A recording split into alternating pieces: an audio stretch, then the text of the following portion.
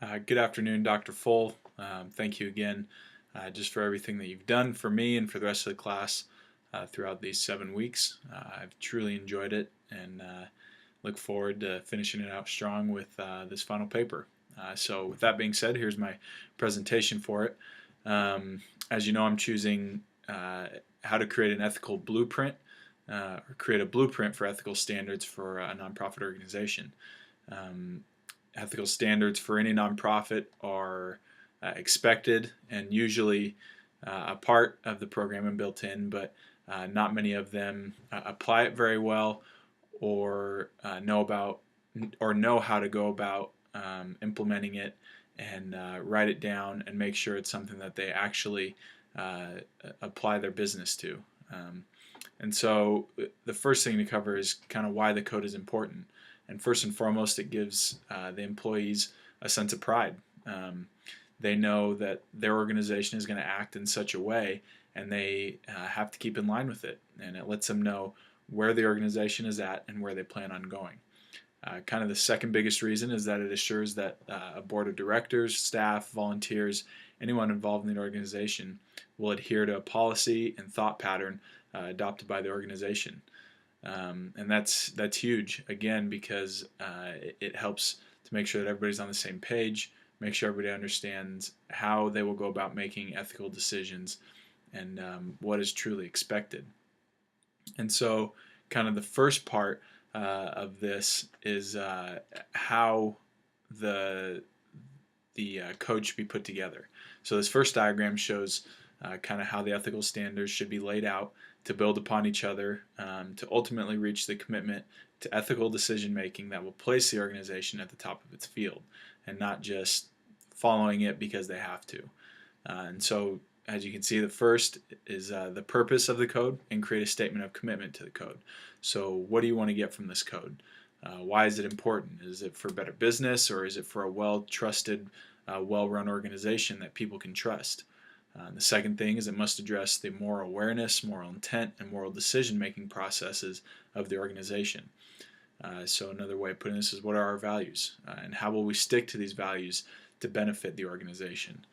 Everyone must know where we stand and how to carry it out. Third, how the code will be carried out and the punishment for not reaching the standards set by the code. So it must be clear with guidelines on how to handle most unethical behavior and the process behind dealing with it. Most times it's something pops up and people deal with it in a way that they feel is appropriate, and there's not a set guidelines or rules on how they should actually be handled and carried out. And so building off of that,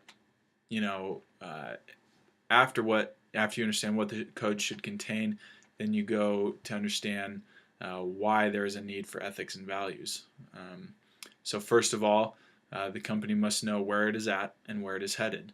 And an ethical blueprint, ethical standards and code is huge for this, because you can have all the plans in the world, but if you don't know how you're going to get there and know that following a certain process is going to get you there, then you can have all the goals you want, but it's not going to make a difference. And second, the company must establish kind of what truth is and pursue that through the carrying out of the code. If it's relevant to everybody working in the organization, then they can start making decisions based off of their own truth, and moral decision making and ethical decision making then becomes different for everybody in the organization. So they must create one and absolute final truth so that everybody knows how they will be judged and how their performance will be categorized. And so then the third thing, and you will see by this next diagram, is how the code will be carried out and how it will be applied. So first, there must be a written code of ethical standards and guidelines. If there's nothing to refer back to, then there is nowhere to start from. So this is huge. And the second is periodic training to implement the code. It'll cover new standards or practices, covers all expected behavior for new employees, and also how to handle situations you are placed in. Can do this through role playing, can do this through any number of different ways, but as long as employees know that you're taking the steps necessary to carry out an ethical organization, then it'll be heard. Third, must practice self-reporting, not just misconduct, but nearly all conduct. Having someone to report to. You must report to someone, and if that constant feedback and reporting is not going on, then we know that there's some sort of break in the chain and changes must be made. Fourth, direct accountability for all. This includes volunteers, board of directors, everyone's actions must be closely monitored.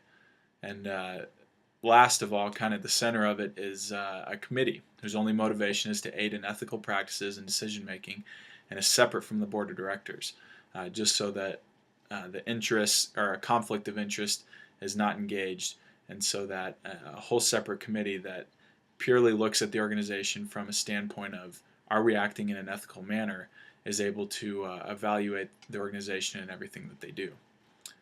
And so going on from there, kind of an example that I will use is how a code of ethics and standards applied can be helpful. And that's the example I'm giving is the Denver Rescue Mission.